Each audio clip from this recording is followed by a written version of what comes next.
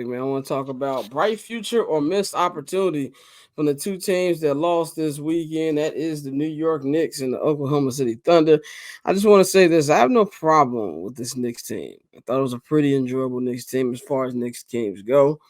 But I just love seeing New York sports fans suffer. It just brings me a certain joy that I just can't explain because New Yorkers are just loud.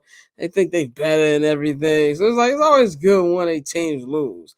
So from that aspect, I got it. And for every Knicks fan who's calling me and my brother Flo's idiots because we named out the Tibbs cycle and that you niggas are at .7 right now on the Tibbs cycle. We know freak injuries. Hamstring injuries ain't freak injuries a lot of times. That comes from, built up playing too much minutes. This happens all the time. There's a 10-year, proof of a pattern of this. So, and they say, well, if we had Julius, we would have had this. If it was a fifth, we'd all be drunk, my nigga. Like, if Derrick Rose didn't get hurt, who knows what happened? Shut up, Pappy. I know you about to say something smart about Derrick Rose in that era. But who knows what would have happened if Derrick Rose would have stayed healthy? You know what I'm saying? Like, there's different things that you can say with what ifs with this. And national media, stop trying to make Knicks fans sympathetic figures. They're not sympathetic figures. They deserve all the suffering they getting right now. Now, do I see a clear, not clear, but like there's a lot of similarities between Knicks fans and Bears fans. I'm very aware of that too. Very loud, sometimes over the top optimistic franchises. Two franchises that the field is probably more important than the games being played on the actual field and court. You know what I'm saying? Like and a rabid fan base. But you got them. They lost this week to the Pacers. Last night to the Pacers. Got blown out by the Pacers. Thunder put up a good fight. But they lost to the Dallas Mavericks on Saturday. My question to y'all, I'm going to go to you, Pavy, first. These windows in the NBA are closing quickly like the NFL.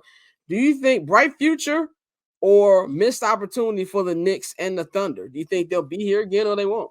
I think a combination of both. I guess I'll start with the Knicks first. Obviously, the Knicks had a magical run, but this type shit ain't gonna ever happen again.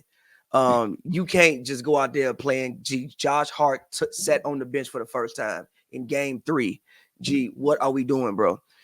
Granted, now look, a lot of that was obviously because of injuries, but OG sometimes be hurt. Like even I think the year that they won the championship, OG was hurt. I forget what the injury was, but the man was hurt. The man be hurt.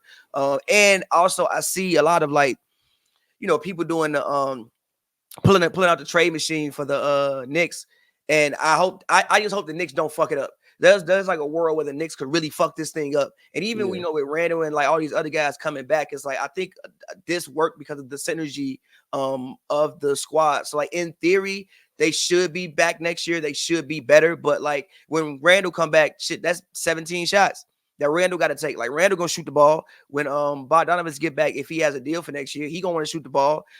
Isaiah Hartenstein, who played a great role, obviously, but Mitchell Robinson, when he gets back, he's gonna be there, but he be hurt as well. OG, if he's healthy, fully healthy, he gonna get his 15 shots. So like at the same time, I hope the Knicks don't fuck it up. And even maybe they get. I've heard the Devin Booker, Donovan Mitchell, like people are gonna be out there for the Knicks to get, but I don't really see how those guys make sense. Like, I don't want Donovan Mitchell on the Knicks if I'm the Knicks. Like, now your whole backcourt 6'3".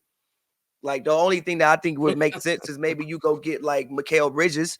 You know what I'm saying? If you can, like, figure out a way to get that and get, like, the Villanova trio back. And I'm saying that because, obviously, Jalen Brunson being a smaller guard, like, you can get him, but put him next to Mikal. You got OG, and Hart, and then you go Mitchell Robinson or something like that. But, yeah, I just hope the Knicks don't do the most. I don't know what the Knicks have to do. They have to do something, but the move that they make is going to be critical because they could very easily fuck this thing up. The Thunder aren't a real basketball team.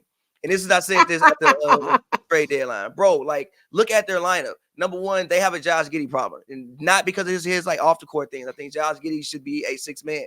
But he can't fucking shoot the ball.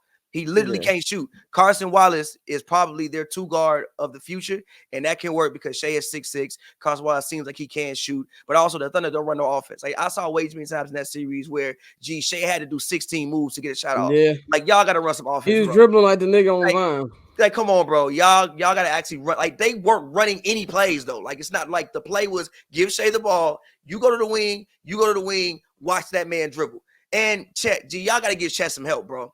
Like, G, Chet about 200 pounds. You got to go out there and get you an actual big. Like I said this at the trade deadline. The Thunder have a size problem. You have to go out there and get more size. But the Thunder have the assets to do it with all the picks and with all the other deals that the picks and the contracts that they do have and the cap space that they haven't spent yet. But the Thunder is the team that they're going to have to figure this shit out really quick. The reason I got to figure this out quick is because right now they have a cheap team, right? You have Chet, he's still on his rookie deal. I know Shea getting his money, but there's really only Shea that's getting his money. Jalen Williams and Chet and all these other guys going to be up for contract extensions in about 2-3 years. And again, with the second apron, it's going to make it hard to team build and get the extra pieces that you need. And again, you still play at Oklahoma City.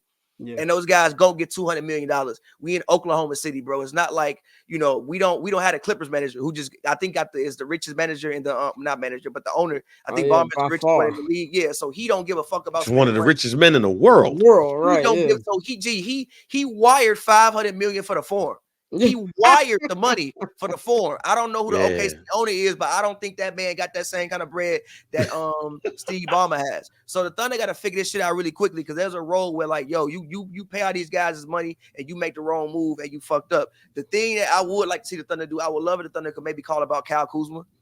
Like I think they had the assets to get it done, or just something like that because they need more size, bro. Like Chet was down there fighting for his life, trying to rebound the ball against Dallas. Like they're not a real basketball team. So yes, I think both of these teams, there are moves that they can make, but they could also make the wrong move and just mess this whole thing completely up. Very simple. That paper on these player haters, old news, money on the other line, so I'm not gonna hold you. Money on the other line, so I'm not gonna.